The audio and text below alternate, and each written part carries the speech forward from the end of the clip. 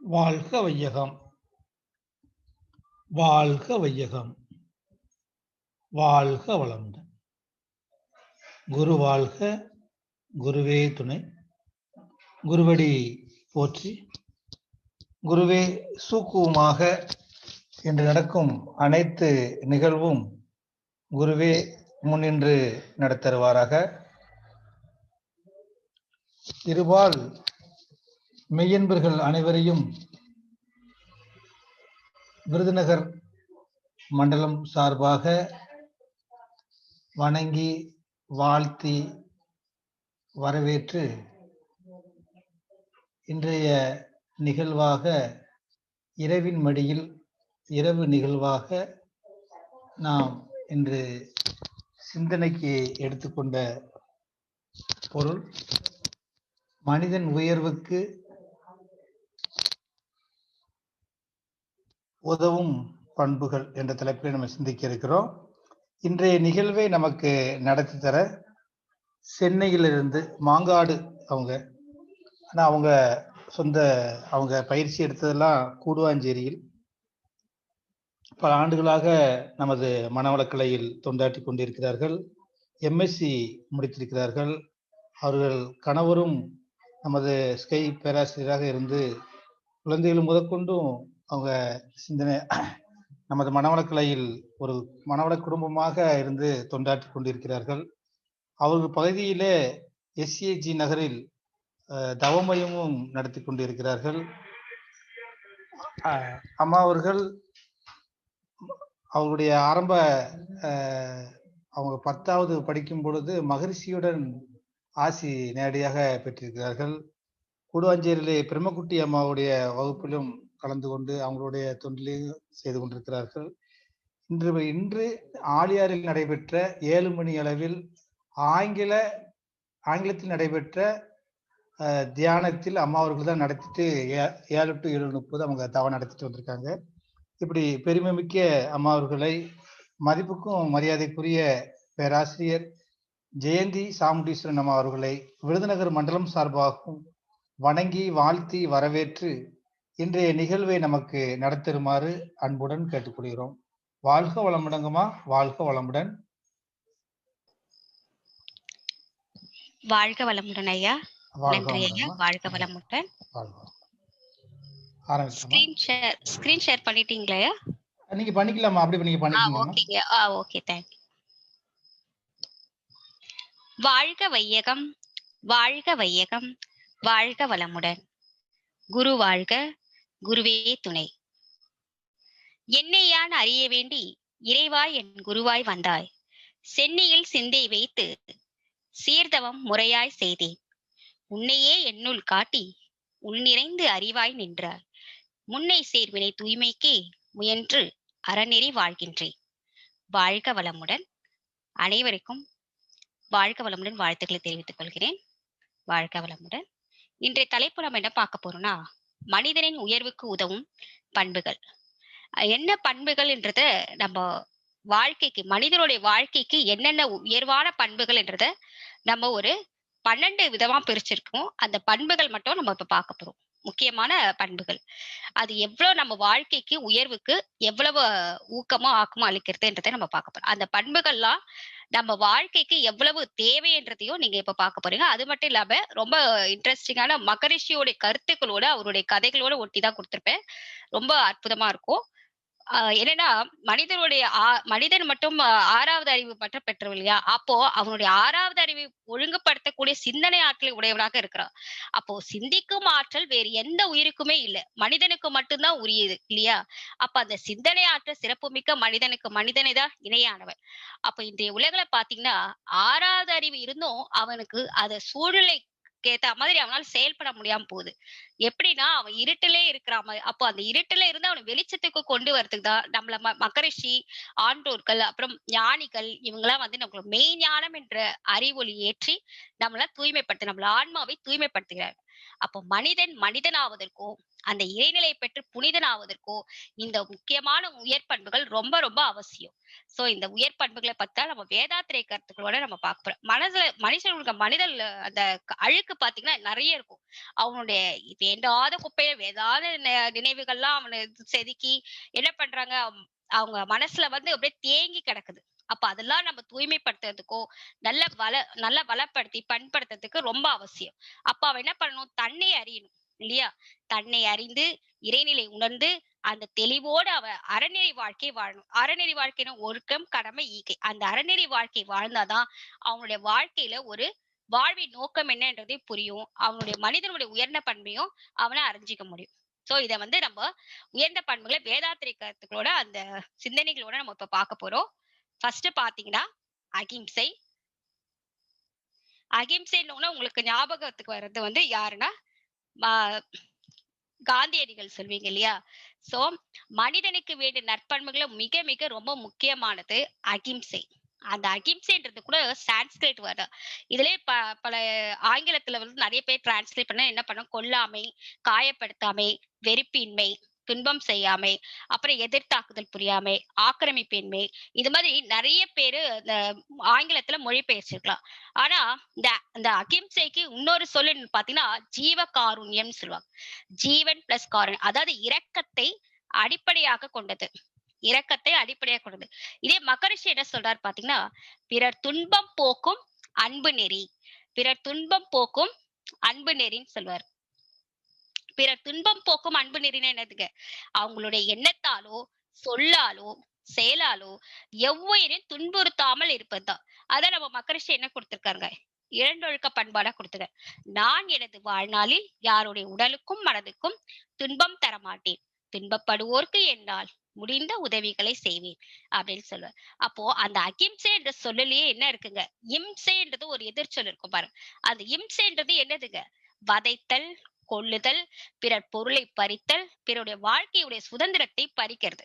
அப்ப இதெல்லாம் என்னதுங்க, இதெல்லாம் விலங்கின தன்மை. இதெல்லாம் நம்ம எங்க இருந்து வந்ததுன்றதுங்க, சஜித கர்மமான ஜீவன்கள் அந்த ஜீன்கள் மூலமாக நமக்கு வந்துட்டே தான் இருக்கு. அப்ப இதெல்லாம் நம்ம போக்கிக்கிட்டு நம்ம அகிம்சை என்ற ஒரு அன்பின் வெளிப்பாடா அது பிறரை துன்புறுத்த கூடாது. பிறர் இம்சை செஞ்சாலும் என்ன பண்ணணும், நம்ம பொறுத்து அவங்கள மன்னிக்கணும். இந்த மாதிரி ஒரு நல்ல பண்புகளோட நம்ம வாழணும். அது முழு மனத்தோட நம்ம அவங்களுடைய துன்பத்தை ஏற்றிக்கொள்ளுது. அது கூட அழகா காந்தியடிகள் சொல்வார், தனக்கு துன்பம் தருபவர்களை அழிப்பவரை விட துன்பத்தை சகித்துக் கொள்பவரே வாழ்வில் முன்னுக்கு வருகிறார்னு சொல்வார் காந்தியடிகள். தனக்கு என்னதான் துன்பம் தருவர்களை நீங்க என்ன பண்ணக்கூடாது, அழிக்கணும்னு நீங்க நினைக்காதீங்க. அந்த துன்பத்தை என்ன பண்ணணும், நீங்க சகிச்சுக்கிட்டு வாழ்க்கையில நீங்க உங்களை நீங்க மேம்படுத்திக்க பாருங்க அப்படின்னு சொல்லி அழகா காந்திரு. அகிம்சையை பின்பற்றத்தால்தான் நம்மளுடைய ஆத்ம பலம் கூடுது, மனிதனை மனிதனாக வாழவும் செய்கிறது, மன அமைதியும் வெற்றியும் நமக்கு கிடைக்கும். அப்போ அகிம்சைன்றது மகாத்மா காந்தியடிகள் ஒரு கொள்கையாகவும் இருந்ததுங்க. அது மட்டும் இல்ல, புத்தர் என்ன சொல்றாருன்னா, இன்னொருவரை காயப்படுத்தாமல் இருப்பது கூட அகிம்சை தான். அப்ப அகிம்சை என்பது உயிர் கொலை கூடாது மட்டுமல்ல, பிறருடைய உடலையும் மனதையும் வருத்தவே கூடாது. என்னதான் நம்ம இறைநிலை தன்மை எல்லா மனிதனுடைய ஆற்றலா அறிவாக எல்லாம் உணர்ந்திருந்தாலும் இன்னொரு மனிதனை நம்ம வந்து பிரம்மம்னு தெரிஞ்சு கூட அவனை நம்ம துன்புறுத்துவோமா இல்லையா? இன்னொரு உயிருக்கு நம்ம துன்பம் கொடுப்போமா, அவனை வருத்தம் செய்ய முடியுமா? அது மாதிரி இருந்தோம்னா அப்ப நம்ம தான் மயக்க நிலையில இருக்கிறோம்னு அர்த்தம். அப்ப பிறருடைய உடலையும் மனதையும் வருத்தாத விழிப்போடு செயல்களை செய்வதற்குரிய பொறுப்பு நமக்கு உண்டாயிடும் வரும் மகரிஷி. அதுவே இது ஒரு மாக்கோளமை மந்திரத்துல அழகா கொடுப்பாரு மகரிஷி. தன்னையே வதை செய்து பிறர் உள்ளம் வருத்திடல் தலையாய வரை செயலாகும். அதை சில பேர் முன்னாளில் அகிம்சை என மொழிந்தரிடும் அறியாதோர் முறை தவறி பின்பற்ற என்ன ஆகும், அது வேண்டாம் அப்படின்னு சொல்லுவார். அப்போ தன்னையே வதை செய்து அவங்களே கொண்டுட்டு அப்புறம் பிறர் உள்ளத்தையும் வருந்த செய்யறாங்க. இதெல்லாம் என்னது, வன்முறை செயல் இல்லையா? அதையே அதை நம்ம செய்யணும். அதெல்லாம் முன்னால அகிம்சை என்று சொல்லி செஞ்சிட்டு இருந்தாங்க, இனி அதை நம்ம செய்ய வேண்டாம் அப்படின்னு அழகா சொல்லுவாரு மாக்கோளமே மதியம். அதுக்கப்புறம் திருவள்ளுவர் என்ன சொல்றாருன்னா, தவம் செய்வார் தன் கர்மம் செய்வார், மற்றல்லார் அவம் செய்வார் ஆசைக்குட்பட்டு. அப்ப என்னங்க, வருகிற துன்பத்தையும் பொறுத்துக்கணும், மற்ற உயிர்களுக்கும் தீங்கு விளைவிக்காமல் இருக்கணும். இதுதானேங்க தவம் இல்ல. மற்றவர்களுக்கு தீங்கு செஞ்சாலும் அந்த மனிதனுக்கு என்ன ஆகுதுங்க, அது அவங்களுடைய சஞ்சீதகம் அப்படியே வினைப்பதிவா பதிஞ்சிடுது. எப்படி அந்த எண்ணம், சொல் நீங்க தவறு செய்யணும்ன்றது, அவங்களுக்கு தீங்கு செய்யணும்ன்றது எண்ணமே என்ன ஆகுது? அதுவே களங்கமாயிடுது. அதுவே பதிவாயிடுது. அப்போ எண்ணம், சொல், செயல் இந்த 3லும் நம்ம என்ன பண்ணணும்? விழிப்பு நிலையோட இருக்கணும். மற்றவர்களுக்கு செய்யப்படும் துன்பம் அந்த உடலையும், மனதையும் பாதிக்குது. அந்த துன்பத்தால என்ன பண்ணுது? அவங்க பிறர் பாதிக்கும்போது, அந்த துன்ப அலை நமக்கு என்னங்க? சாப அலையாக மீண்டும் நமக்கு அதுதான் நமக்கு துன்பமாக வருது. ஏன் நம்ம வந்து நல்லா தானே இருக்கிறோம். ஏன் நமக்கே துன்பம் வருதுன்னு நினைச்சீங்கன்னா, நாம தெரியாம தெரிஞ்சோ யாருக்கோ துன்பம் கொடுத்திருப்போம். அந்தனுடைய சாப அலைகள் தான் நமக்கு இப்போ துன்பமா வருது. இத நம்ம தெரிஞ்சுக்கிட்டோம்னா, நம்மளுடைய எண்ணம், சொல், செயலை நம்ம கிளியர் ஆக்கிக்கலாம். அதான் கெடுவான் கேடு நினைப்பான் கூட பழமொழி. பிறர்க்கின்னா முற்பகல் செய்யின், தமக்கின்னா பிற்பகல் தாமே வரும்னு சொல்வாரு வள்ளுவர். அதான் இவற்றை வந்து மனதில் கொண்டு மற்றவர்களுக்கு துன்பத்தை நம்ம கொடுக்கவே கூடாது. அடுத்தது பாத்தீங்கன்னா உண்மை. உண்மை பாத்தீங்கன்னா, உண்மைக்கு இன்னொரு சொல் வாய்மை கூட சொல்லலாம். வாய்மை அப்போ வாய்மை என்றது என்னது? பொய் சொல்லாமை. அப்போ உண்மையே பேசணும். வாய்மை. உண்மைன்றதுக்குள்ள பிரிச்சு பாருங்க. உள் பிளஸ் பை. அப்ப எல்லாவற்றுக்குள்ளும் இருப்பது என்னதுங்க? எல்லாருக்குள்ள இருக்கிறது என்னதுங்க? இறைநிலை. அப்ப அந்த இறைநிலை எப்படிங்க இருக்கணும்? தூய்மையா வச்சுக்கணும் இல்லையா? அது பாருங்க. மகரிஷி அழகா சொல்வாரு.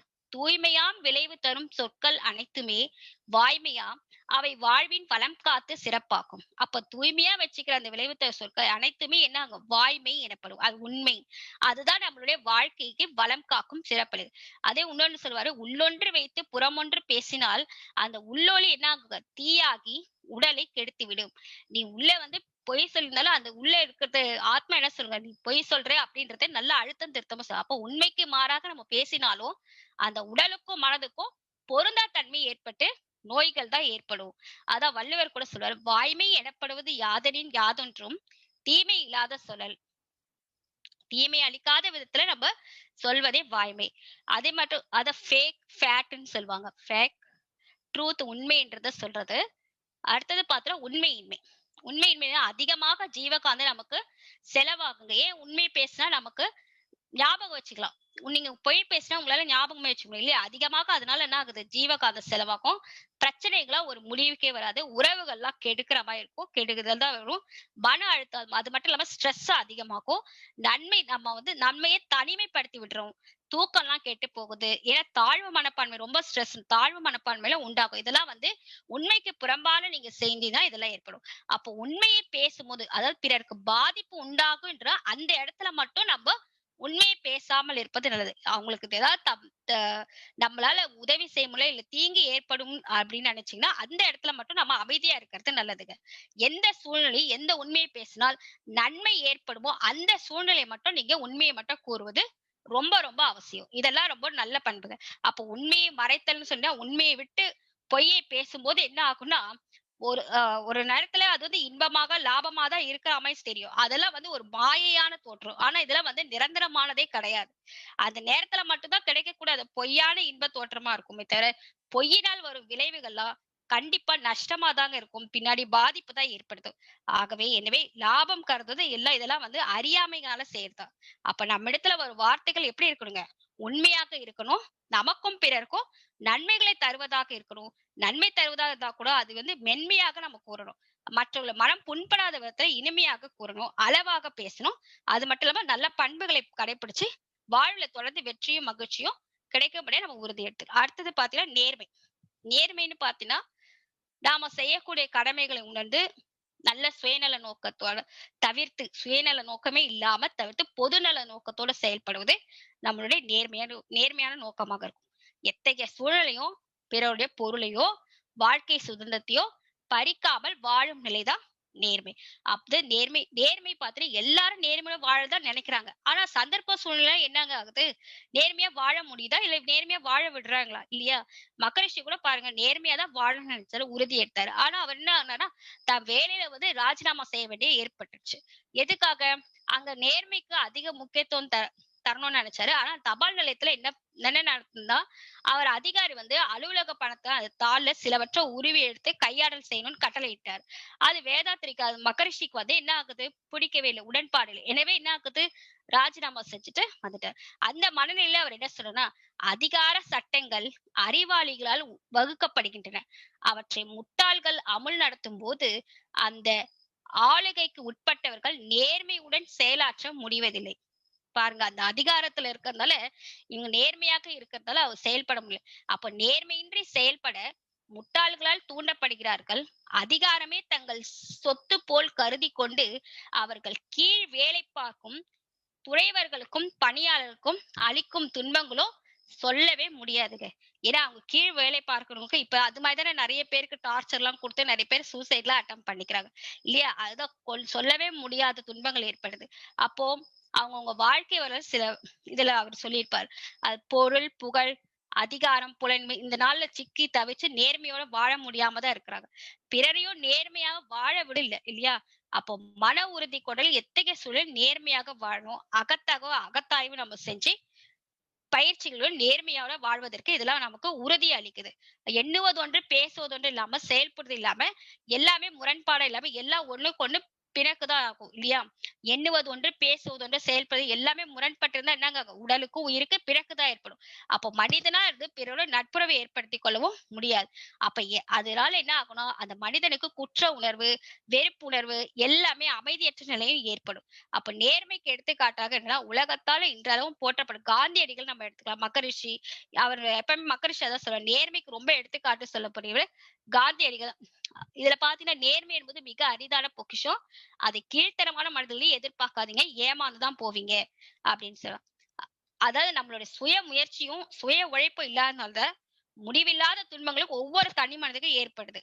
அப்போ தன்னுடைய மன வலிமை, உடல் வலிவு, செல்வம், கல்வி இவற்றையெல்லாம் கணிச்சு அந்த நம்ம செயல்ல இறங்கணும்னா அந்த செயல் எப்படி இருக்குங்க? திறம்படவும் நம்ம அறிவுல நேர்மையோடும் வாழ முடியும்ன்ற மகரிஷி. அடுத்தது பாத்தீங்கன்னா இந்த நேர்மைக்கு ஒரு எடுத்துக்காட்டா ஒரு ஸ்டோரி என்னன்னா, ஒரு நாட்டுல அரசர் இருந்தாங்க. அவர் இறந்துட்டாரு. அதுக்கப்புறம் அந்த நாட்டுல வாரிசே இல்லாம போயிடுது. அப்ப வாரிசு இருக்கணும்ன்றத அந்த அமைச்சர் என்ன பண்ணாரு, ஒரு போட்டி வைக்கிறாருங்க. போட்டியில என்ன ஒரு 25 இளைஞர்களை கூப்பிட்டு அவங்களுக்கு ஒரு டெஸ்ட் வைக்கிறாரு. என்னன்னா விதைகளை கொடுக்கறாரு. இதெல்லாம் நீங்க விதைச்சீங்கன்னா யார் வயல்ல அதிகமா நல்லா வளருதோ அவங்களுக்கு தான் முடிசூட்டப்படும்னு சொல்லிட்டு அமைச்சர் சொல்றாரு அரசனாகிறதுக்கு. அதுக்கு இளைஞர்களை எல்லாரும் அவங்கவுங்க விதைகள்லாம் வாங்கிட்டு போய் நல்லா விதைக்கிறாங்க, நீர் பாய்ச்சுறாங்க, நிறைய உரம்லாம் வச்சு நிறைய இதெல்லாம் பண்ணி செய்யறாங்க. அப்ப 2 மாசம் கழிச்சு வயலை பார்க்க வராருங்க அமைச்சரு. எல்லா வயலும் நல்ல நெற்பயிர் நல்லா மேல வளர்ந்து வளர்ந்து நிக்குதுங்க. ஒரே ஒரு வயல்ல மட்டும் பயிர் விளையவே இல்லைங்க. ஏன்னு கேக்குறாரு அந்த இளைஞரை பார்த்து. ஏன்பா உன் வயல்ல மட்டும் பயிர் விளையவே இல்லை அப்படின்னு கேக்குறாரு. ஐயா, நீங்க கொடுத்த விதைதான் நான் விதைச்சேன். ஆனா அது என்ன ஆகுதுன்னா முளைக்கவே இல்லை. அது ஏனே தெரியலங்க அப்படின்னு கேக்குறாரு. உடனே அமைச்சர் சொல்ல, நான் கொடுத்த விதை முளைக்காதுப்பா நெல்லு. ஏன்னா அந்த நெல்லு அது முளைக்காம போறதுக்கு அவர் என்ன பண்ண முளைக்கவே இருக்காது. ஏன்னா அது நெல்லு விதைச்ச நீர் பாய்ச்சினாலும் உரம் போட்டாலும் அது வளரும். ஏன்னா அது அது என்னதான் வேக வச்ச நெல்லு. அதனால அது முளைக்கவே முளைக்காது. ஆனா நீ மட்டும் தான் கரெக்டா அது இது பண்ணி அப்படியே இருந்த. மத்தவங்க எல்லாம் பாத்தீங்கன்னா வேற ஒரு நெல்லை வாங்கி இது பண்ணி முளைக்க வச்சிருக்காங்க. ஆனால் நீ அது மாதிரி உண்மையாக நடந்து கொண்டதுனால உனக்கு அரசர் ஆவதற்கு தகுதியே இருக்கு அப்படின்னு சொல்லுவாங்க. அடுத்தது பாத்தீங்கன்னா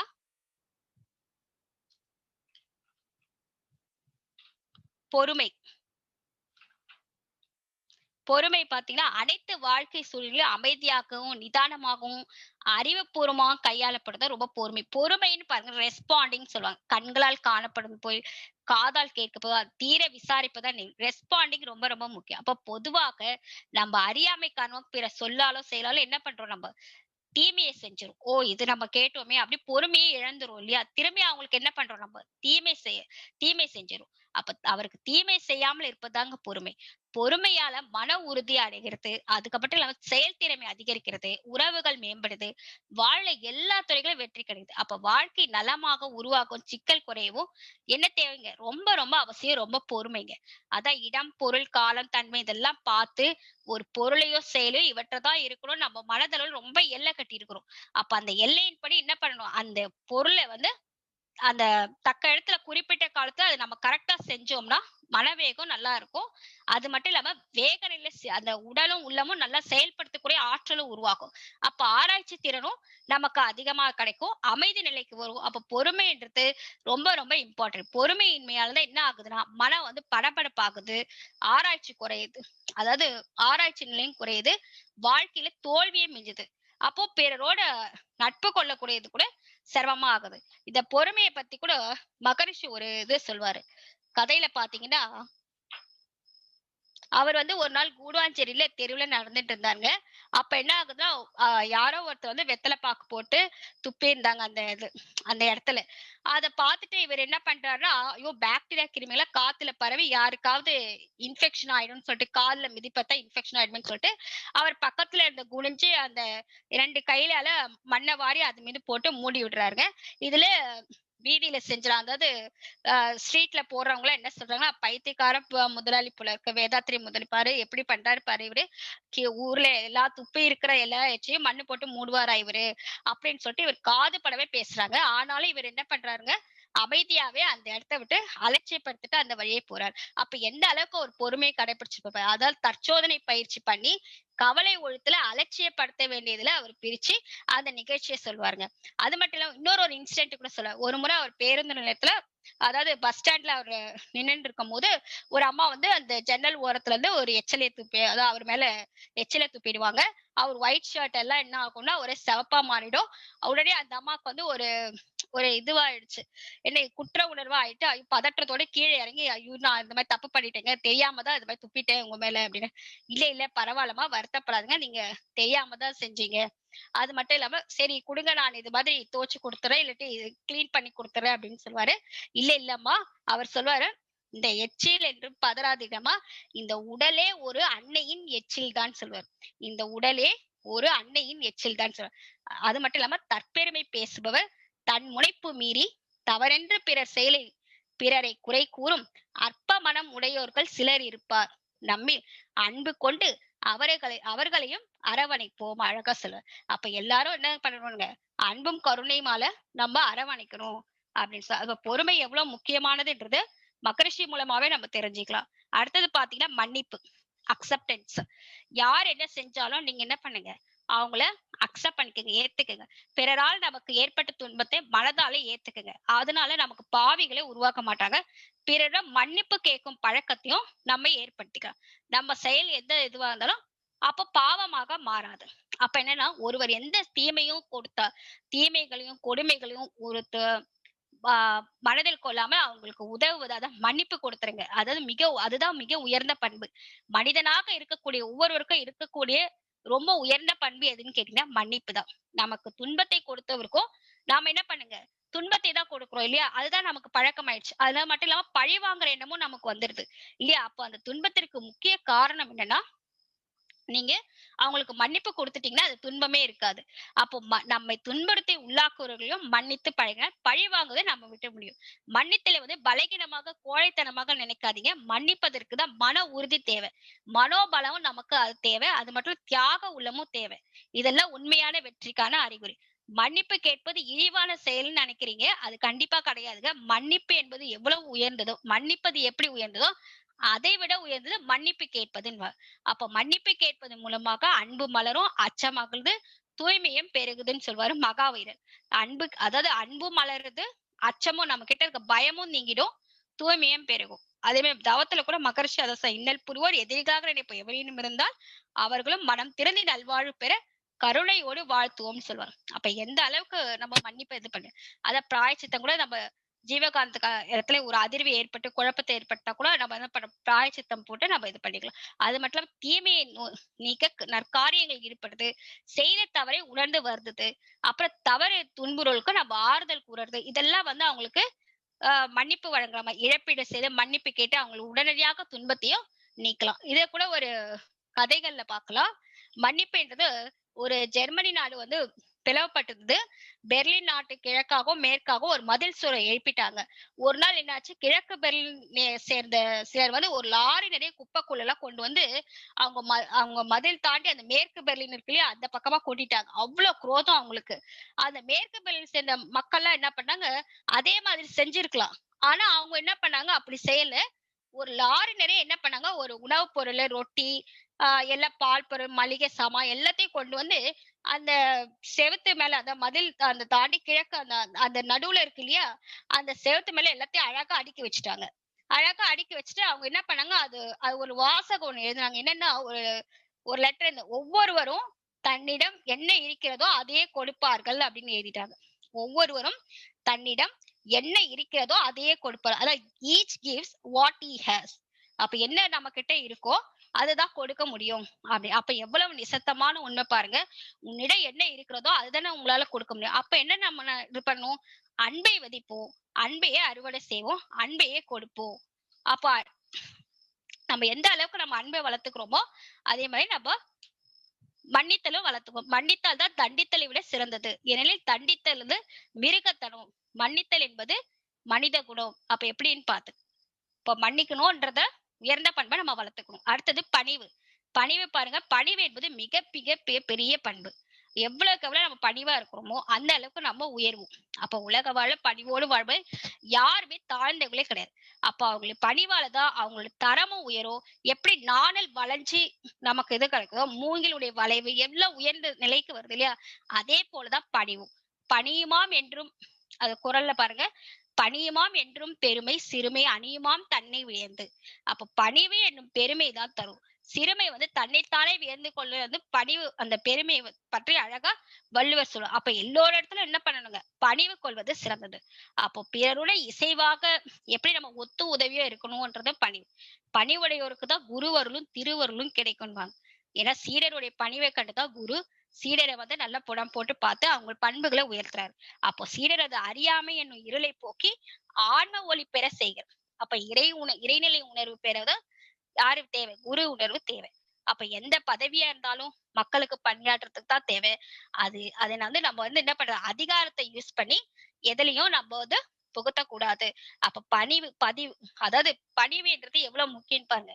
ஒரு படி மேல பணிவதற்காகத்தான் என்றதை உணர்ந்து கொண்டு அதிகார உணர்வின்றி நம்ம என்ன பண்ணுவோம், தொண்டு மனப்பான்மையோட தொண்டுக்காகவே நம்ம வாழணும். அது மட்டும் இல்லாம ஆன்ம ஒளி பெற வேணும்னா நோக்கத்தோட குருவை நம்ம அடைகிறோம் இல்லையா, அப்போ பணிவும் நன்றியுதுல நம்ம எப்படி இருக்கணுங்க, குருவுடைய அருள் நமக்கு கிடைக்கும்.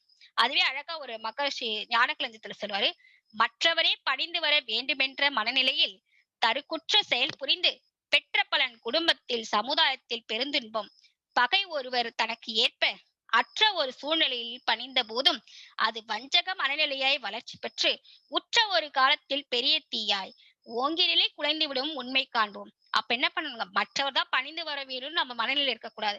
நாம உடனே அதற்கான ஒரு செயலை புரிஞ்சு குடும்பத்துல சமுதாயத்துல பகை இல்லாம இருக்கிறதுக்கு நாம அதுக்கான ஒரு சூழலை ஏற்படுத்தி பணிந்து நம்ம வஞ்சகம் இல்லாமல் ஒரு நிலையை உருவாக்கணும். அடுத்தது பாத்தீங்கன்னா, இந்த பணிவு என்பது கூட பாத்தீங்கன்னா தாழ்மையின் சின்னமில்லை, அது ஒரு உயர்ந்த பண்பின் அறிகுறின்னு சொல்வார் புத்தர். அதே இன்னொன்னு பாத்தீங்கன்னா, கட்டளை விரும்புபவன் முதலில் பணிவதற்கு நம்ம முதல்ல கத்துக்கணும் அப்படின்னு சொல்வார் அரிஸ்டாட்டில். இது மாதிரி நிறைய இது வந்து ஸ்லாட் போட்டிருக்க, பாத்துக்கங்க ஸ்லைட்ஸ். அடுத்தது கர்வமீன்மை.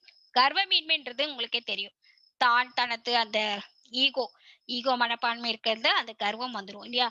அப்போ தன்னிடத்துல உள்ள தகுதியோ குணங்களையோ அறிஞ்சு தன்னை மதிக்கணும், நம்மளை பாராட்டணும் அப்படியே ஒரு எதிர்பார்ப்பு எப்பவுமே இருந்தா அது கர்வத்திற்கான தீய குணத்தை நமக்கு கண்டிப்பா ஏற்படுத்திருக்கு. அப்போ மனிதனுக்கு தான் என்ற எண்ணமும் இருக்கக்கூடாது, நான் என்ற அகங்காரமும் இருக்கக்கூடாது என்பார் மகரிஷி. அப்ப தனி மனித வாழ்க்கை உலகில் வாழ்க்கை இந்த இரண்டிலும் தான் தன்முனைப்பு நீங்கணும். அதுக்கான பயிற்சி ரொம்ப ரொம்ப அவசியம் என்பார். அப்ப என்ன தேவைங்க, உயிர் என்று தோற்றது எப்போ நமக்கு வந்துச்சோ அப்பவே என்ன வந்துச்சுங்க, ஆணவம் வந்துருச்சு. அப்போ மெய்ப்பொருளே உயிரான முனைப்பு, அந்த ஆணவம்ன்றது எப்படி நம்ம உயிருக்குள்ளே. அப்போ அவர் என்ன சொல்றாருன்னா, அவரவருக்கு அவரேதான் உயர்ந்ததென்று என்னும் ஆணவமும் அறிவினது திருக்கூத்தில் ஒன்றேன்னு சொல்லுவார். அப்ப இந்த ஆணவம்ன்றது அந்த செம்புல களிம்பு போடுவாங்க இல்லையா, அதோடவே நம்ம உயிரோடவே கலந்து இருக்கு. அப்ப அந்த ஆணவத்தை நம்ம எப்படிங்க நீக்கணும்? ஆணவம் என்ற கர்வம் ஏன் வந்துச்சு? அப்ப எல்லாம் வல்ல பரம்பொருள் என்று நமக்கு தெரிஞ்சிச்சுன்னா, அதுதான் மனிதனாக நம்ம வந்திருக்கோன்றது உருவநிலை தெரிஞ்சிச்சுன்னா, அந்த அழுத்தம் ஒளி சுவை மனம் என்ற எல்லாவற்றையும் உணர்ந்து உடல் தான் வந்திருக்கு அப்படின்னு நம்ம தெரிஞ்சிட்டோம்னா நமக்கு கண்டிப்பா ஆணவம் என்ற இருக்காது. நான் என்ற எல்லை கட்டி நிற்கும் போதுதான் தன்முனைப்பு அந்த ஈகோல வளருது. அப்ப ஆணவம் கர்மம், அந்த கர்வம் இருமாப்பு எல்லா தற்பெருமை எல்லாத்தையும் நம்ம கூறுறது எல்லாமே கர்வம் தான். அப்ப ஆணவம் என்ற ஒரு மறைப்பு சக்தி, அதாவது இந்த ஆன்ம அறிவு முழுவதும் மறைத்து கொண்டு என்ன ஆகுது, ஆன்மா அந்த உண்மை நிலையை காண முடியாம தடுத்து நிக்குது. அப்ப அந்த ஆணவத்தை என்ன பண்ணுங்க, நம்மளே உணர முடியாம கூட நாம தான்ன்றது தண்ணியே உணர முடியாம அளவுக்கு அந்த ஆணவத்தால நம்ம இருக்கும். அப்ப ஆணவம் என்ன இருளும் கொடியது. இருள் அந்த தன்னை இருளுன்னு காட்டிடும். ஆனா ஆணவம் என்னன்னா தன்னை கூட காட்டாது, பிற பொருளையும் காட்டாது. அப்ப இந்த மாதிரி இருக்கிறத திருவருட்படல ஒரு சொல்லுவாரு, ஒரு பொருளும் காட்டா திருவருளும் காட்டும், இரு பொருளும் காட்டாது இதுன்னு சொல்லுவார். இதுவே அழகான ஒரு திருக்குறளோட சொல்லுவார். உருவு கண்டு எல்லாமே வேண்டும், உருள் பெருந்தோர்க்கு அச்சாடி அன்னார் உடைத்து. அதாவது உருளும் பெரிய தேருக்கு அந்த அச்சிலிருந்து தாங்கும் சிறிய ஆணி போன்றதுதான் அந்த உலகத்துல. அப்ப அவங்களுடைய உறவுகளோட சிறுமையை கண்டு இகழக்கூடாது. அப்ப அச்சாணி சிறிதா இருந்தாலும் அந்த அந்த உருளுகின்ற பெரிய தேருக்கு அது எப்படி உதவுது பாருங்க. அப்ப மன உறுதி உடையவர்கள் வடிவத்தால் சிறியவர் ஆயினும் அந்த செயல்களாக பெரியவர்களாக தான் இருப்பாங்க. அவங்கள நம்ம இகழக்கூடாது. உருவம் பார்த்து ஏளனமும் செய்யக்கூடாது. அதான் ஈகோ நெவர்.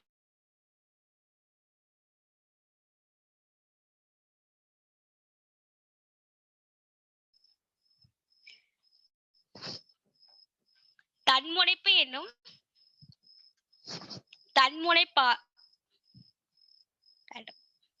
தன்முனைப்பு என்னும் செருக்கு மனித ஆற்றல் தான் குறைந்தது. தரம் குறைத்து அழுக்காறு பேராசை மேலும் தன்முனைப்பு பிறருடைய பொருள் நலம் படிக்கும் தவறான பழி செயல்கள் 5ஐயும் பெருக்கும். அப்ப தன்முனைப்பு சிந்தனையை உயரவிடா வாழ்வில் தனக்குரிய உறவினர்கள் நண்பர்கள் வருந்த தன்முனைப்பே துணிந்து செயல் புரிய வைக்கும் மயக்கம் தற்சோதனை தவமும் அறமும் குறை நீக்கும் சொல்வார்.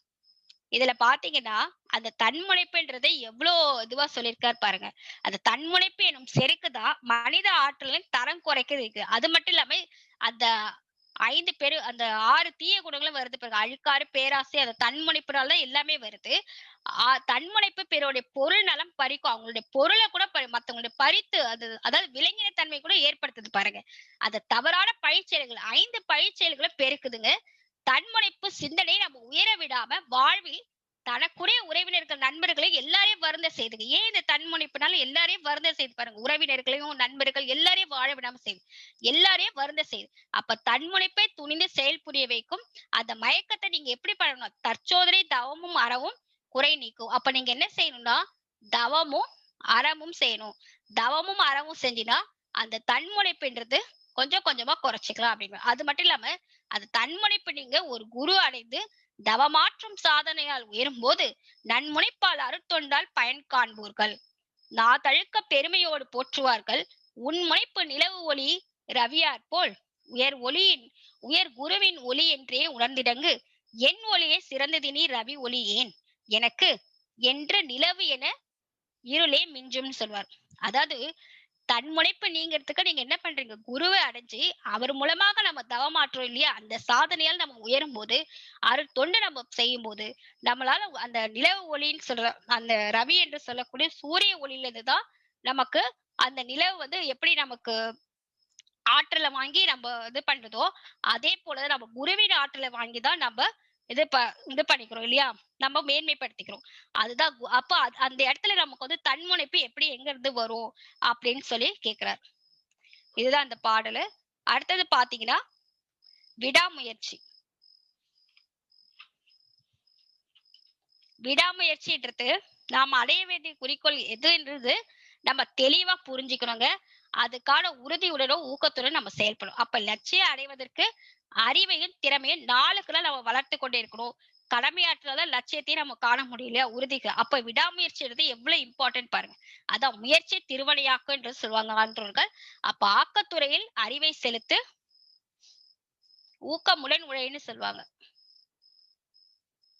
ஆக்கத்துறையில் அறிவை செலுத்து ஊக்கமுடன் உழைன்னு சொல்வார் மகரிஷி. அப்ப நாம அடைய வேண்டிய குறிக்கோளை எதுவா இருந்தாலும் அதை தெளிவா புரிஞ்சு கொண்டு அதனோட நம்ம மன உறுதியுடன் ஊக்கத்துடன் செயல்படும்.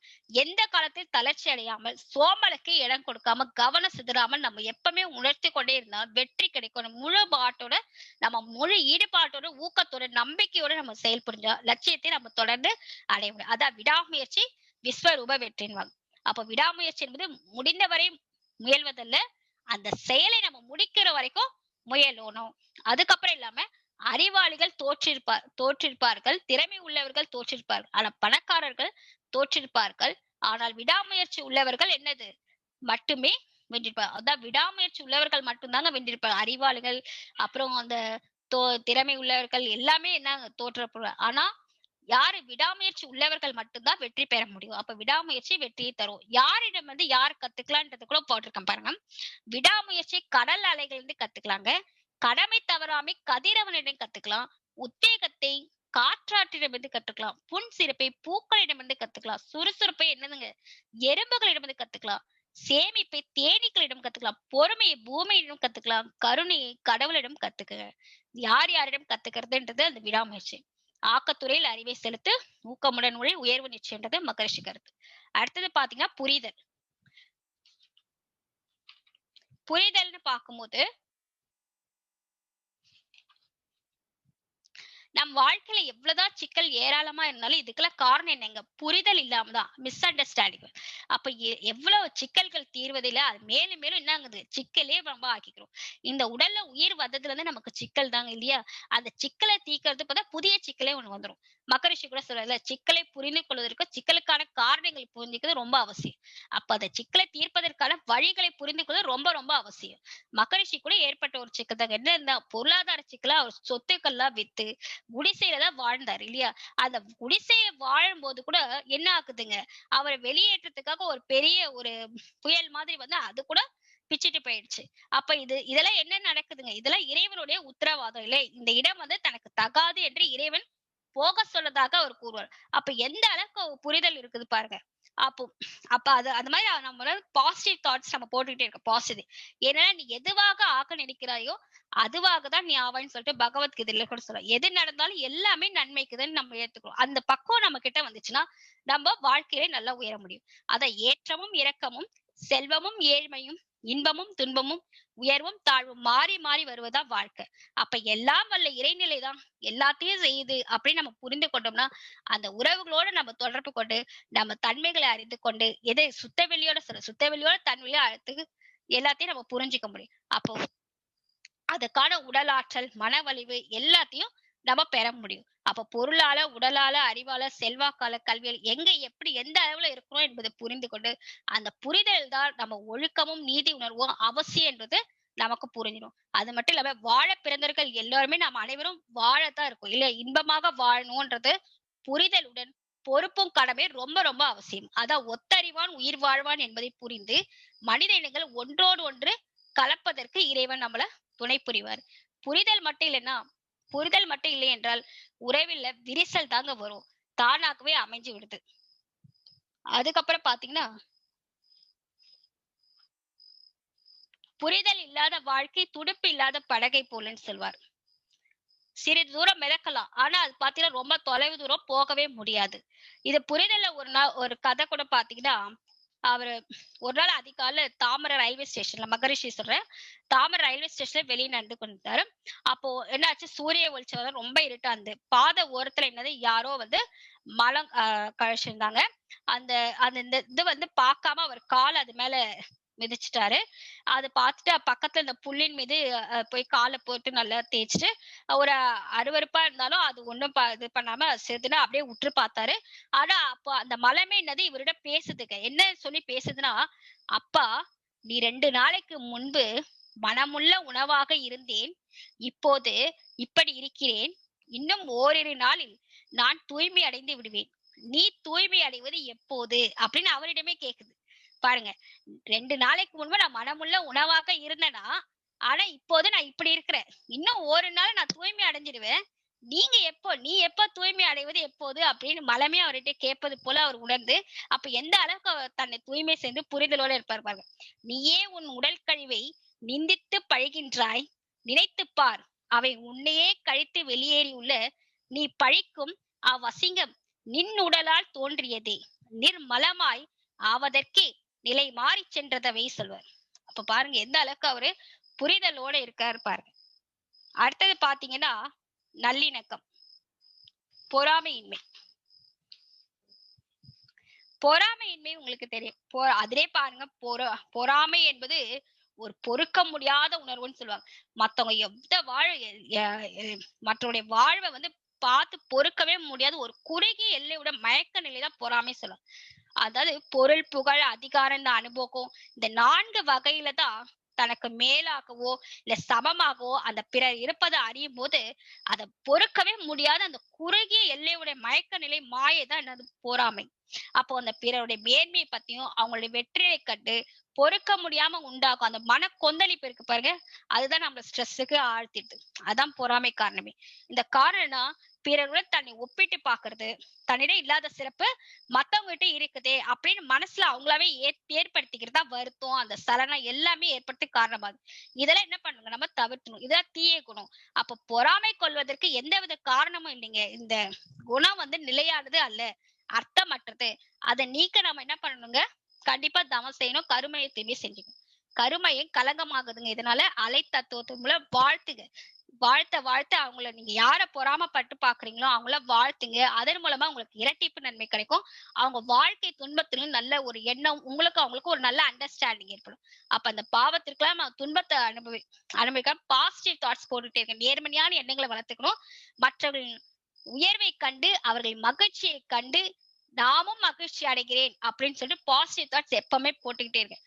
அவங்களுடைய உயர்வை கண்டு அவங்களுடைய மகிழ்ச்சியை கண்டு நானும் மகிழ்ச்சி அடைகிறேன். நீங்க பாசிட்டிவா போடதான் நீங்களும் வாழ முடியும், மத்தவங்களும் வாழ முடியும். இல்லாட்டி உங்களுடைய அலை இயக்கம் மாதிரி அங்க போயிட்டு திரும்பி அதே சாப அலையாக உங்களுக்கு ஏதாவது துன்பத்தை கொடுக்கும். அப்போ சிடம் தவிர்த்தல் பயிற்சினால பொறாமை ஒழியும். அப்படி நமக்கு பொறுமை உண்டாகணும்.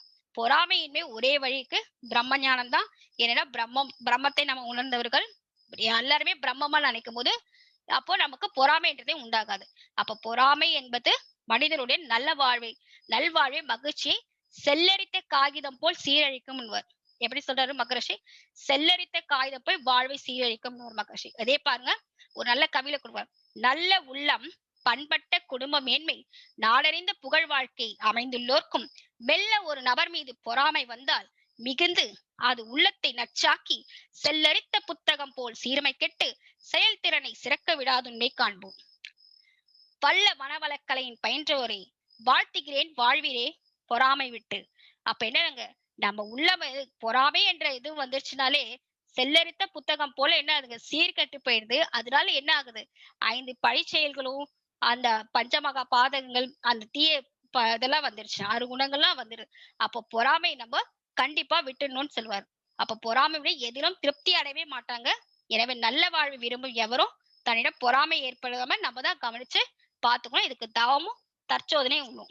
அப்ப பொறாமை என்பது ஒருபோதும் தோற்பதில்லை, பொறுமை ஒருபோதும் தோற்பதில்லை, பொறாமை ஒருபோதும் ஜெயிப்பதே இல்லைன்னு போட்டிருக்கு. அடுத்தது நல்லிணக்கம்.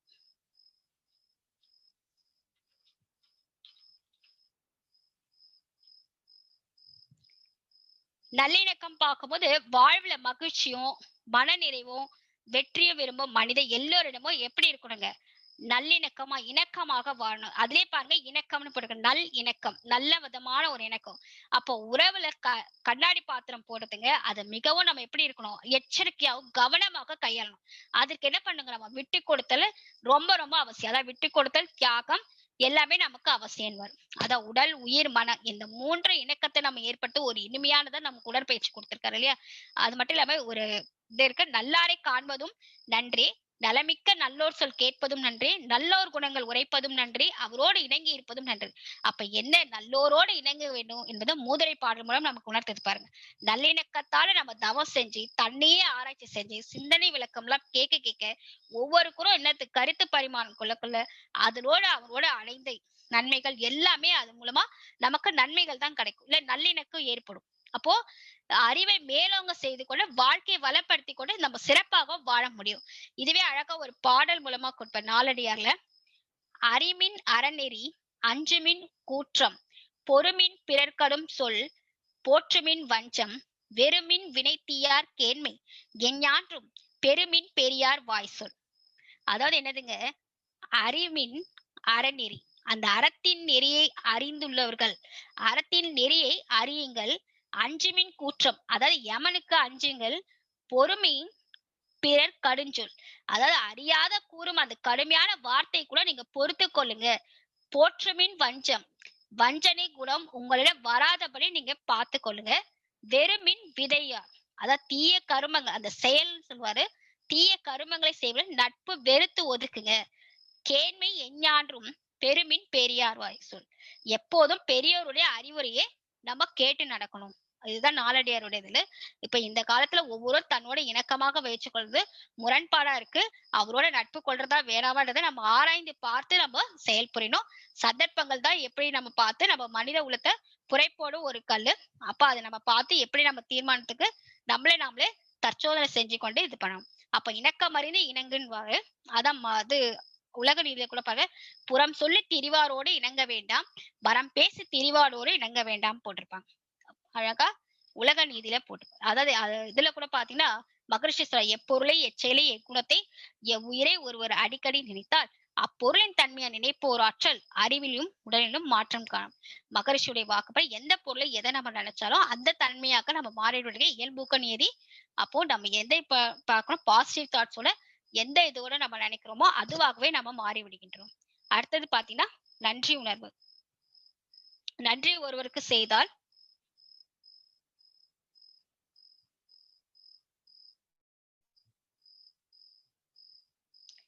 நன்றி உணர்வு மனிதன் மதிக்கத்தக்க பண்புகளை மிக மிக உயர்ந்தது நன்றி உணர்வு தாங்க. வந்த மூலத்தை மதித்து போற்றுவதற்கு நன்றி உணர்வு ரொம்ப அவசியம். அதை நன்றி ஒருவருக்கு செய்தாக்கால் அந்நன்றி என்று தருங்கொள் என வேண்டா, நின்று தளரா வளர்வதற்கு தானுண்ட நீரை தான் தலையாலே தான் தருதலால் மூதுரை பாட்டு இருக்கு. இது நமக்கு தெரியும் இல்லையா? நன்றி ஒருவருக்கு நம்ம செய்தோம்னா அந்த நன்றி பிற நமக்கு தருவாரா நம்ம எதிர்பார்க்கவே கூடாதுங்க. அது எதிர்பார்த்தா அது கண்டிப்பா நன்றியே கிடையாது. அதுதான் நம்ம அது கூட சொல்லுவாங்க, தென்னை மரத்துக்கு நம்ம தண்ணி ஊத்துறோம், ஒரு இடத்துல இருந்து தென்னை வளர்த்து அது பாருங்க, அந்த தண்ணி வந்து அந்த பூமியில உள்ள தண்ணி வேற இழுத்துக்கிட்டு மேல எவ்வளவு அழகா நமக்கு ஒரு இளநீராக ஒரு நல்ல ஒரு தண்ணியா தருது பாருங்க. அதெல்லாம் எல்லாமே என்னதுங்க, இறைநிலையுடைய ஆற்றல் தான். கீழே இருக்கிறது வந்து அப்படியே உறிஞ்சி மேல ஒரு தென்னை மரத்துல அழகா தென்னங்குதுல தண்ணி தருது. அதாவது தானாக அந்த வேரில் உண்ட நீரை தலையாலே தருவதால் உதவி பெறுவதால் நம்ம உதவி செய்யணும். அப்ப கர்மயோகத்துல நன்றி என்பது எவ்வளவு முக்கியமான ஒன்றுன்னு பாருங்க. யார் என்ன உதவி செய்தாலும் அது நன்றியோட நினைச்சு பார்க்கணும். அத செய்த நன்றி ஒரு நாளும் மறக்க வேண்டாம்னு சொல்வாரு மகரிஷி. உலக நீதியிலே சொல்லுவாங்க, மகரிஷி இந்த 4 பிரிவுகளுக்கு நன்றி சொல்வாரு. பிரபஞ்சத்தை நிறைவாக அமைந்த இறைநிலைக்கு நன்றி, ஓரறிவு இனமான தாவரங்களுக்கு நன்றி சொல்வாரு, மனித இனத்தை உருவாக்குகிற பெண்களுக்கு நன்றி சொல்வாரு, சமுதாயத்தை உரை செய்யும் பாட்டாளி மக்களுக்கு நன்றி கூறுவது வழக்கம். அப்ப அந்த நன்றி என்றது 4 பிரிவுக்கு மகரிஷி சொல்வார். இதே திருக்குறள்ல பாருங்க, நன்றி மறப்பது நன்றன்று, நன்றல்ல நன்றே மறப்பது நன்று. அப்ப பிறருக்கு எந்த வகையில நம்ம நன்றி செய்யறோமோ, எந்த இடத்தோட நம்ம செய்யறோமோ அது நமக்கே தான் திருப்பி வரும் இல்லையா? நன்றி உணர்வு ரொம்ப ரொம்ப அவசியம். அப்ப நன்றி உணர்வினால் தான் அறநெறி வாழ்ந்து சிறக்குது. அப்ப எல்லோரும் நலமாக வாழணும் என்ற எண்ணம் எல்லார் மனசுலயும் அப்படியே இன்பமாக அன்பாக மிளரணும். இது எனவே இயற்கை ஆற்றல பேராற்றலுக்கு நன்றி செலுத்துவது நம்மளுடைய வழக்கம். ஏன்னா நம்ம தான் காலையில இருந்து எப்பவுமே வந்து என்ன பண்ணணும், வாழ்க வையகம் வாழ்க வேகம் வாழ்க வளமுடன் சொல்லிட்டு வாழ்த்து சொல்லுவார் மகரிஷி. அப்ப எந்த அளவுக்கு நம்ம வையகத்தை வாழ்த்துறோமோ அதேதான் உங்களுக்கு ரிப்பீட் ஆகும். அப்ப நன்றி உணர்வு உயர்ந்த மனப்பான்மைகள் ஒன்றாகும். அது நம்மை அதிக உயரங்களை எட்ட வைப்பதோடு மட்டுமல்லாமல் எட்டிய உயரத்தை தக்க வைக்கதும் பெரிதும் உதவுகிறது.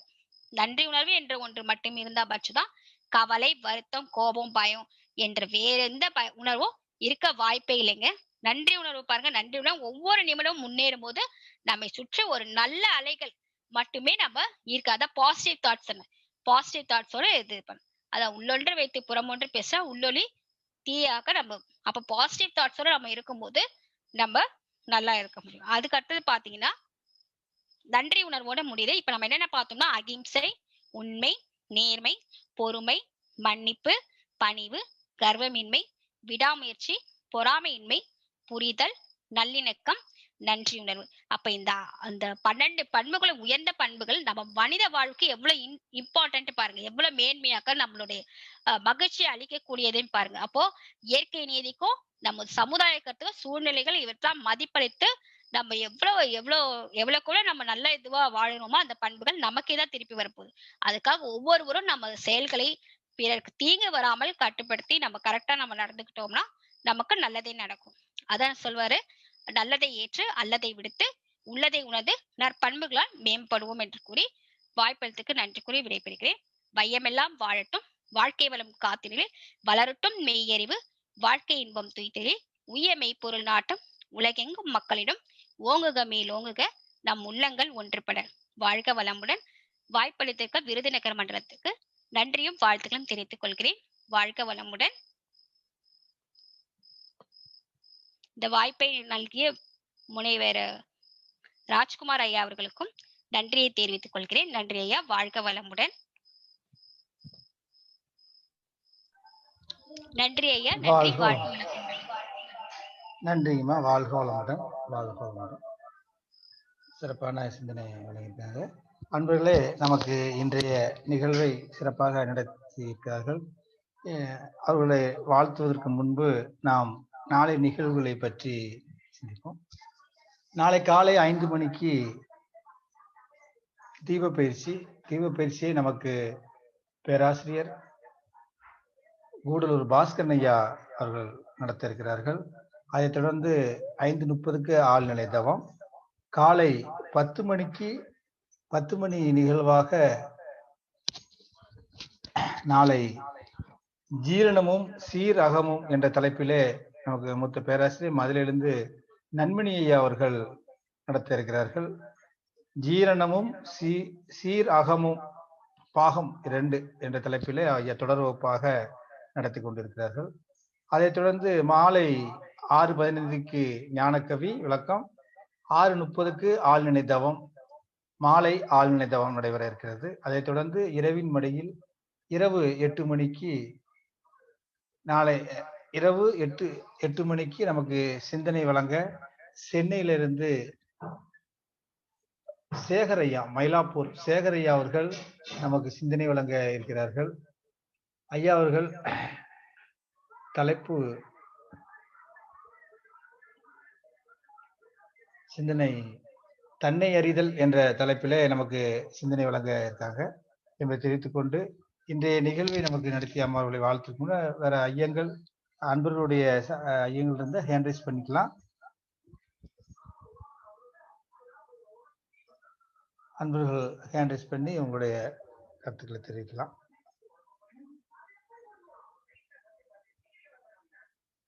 வாழ்க வளமுடன், வாழ்க வளமுடங்கம்மா. எல்லாம் நிறைவா இருக்காங்க நினைக்கிறேன். நம்ம நிறைவு பகுதி பண்ணிடலாங்களாம்மா? வாழ்க வளமுடன். வாழ்க வளமுடன் ஐயா. நிறைவு பண்ணிக்கலாங்களா? நிறைவு பண்ணிக்கலாமா? நிறைவு பண்ணிக்கலாம். சரி. வாழ்க வையகம், வாழ்க வையகம், வாழ்க வளமுடன். அன்பர்களே, நமக்கு சிந்தனை வழங்கிய அம்மாவுடைய வாழ்த்து மகிழ்வோம். அனைவரும் துரிய நிலையிலிருந்து வாழ்த்துவோம்.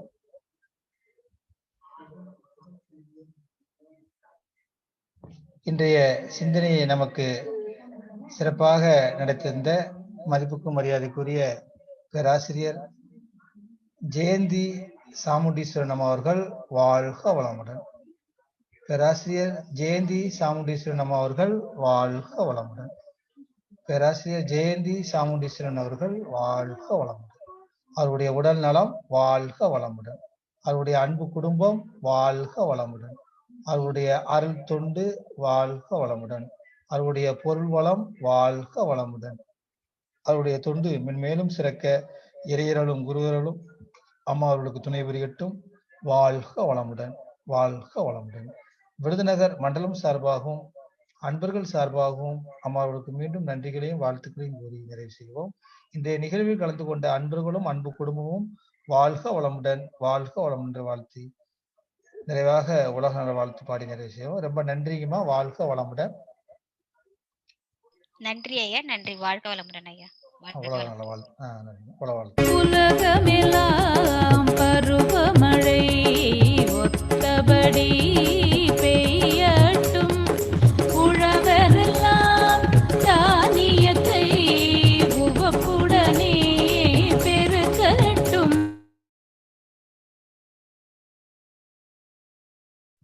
பாட்டாளி உயரட்டும். பல தொழில்கள் புரிகின்ற பாட்டாளி உயரட்டும். பகுத்துணர்வில் தொகுத்துணர்வு பண்பாட்டை உயர்த்தட்டும். கலகங்கள் போட்டி வகை கடந்தாற்றி நடக்கட்டும். கல்லா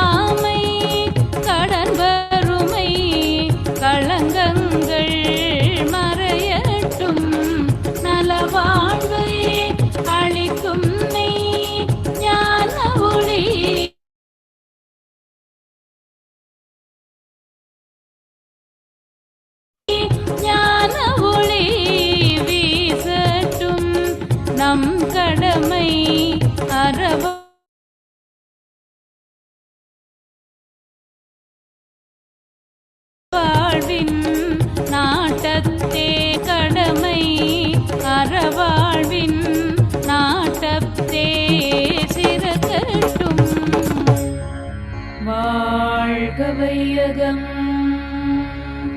வாழ்க வையகம்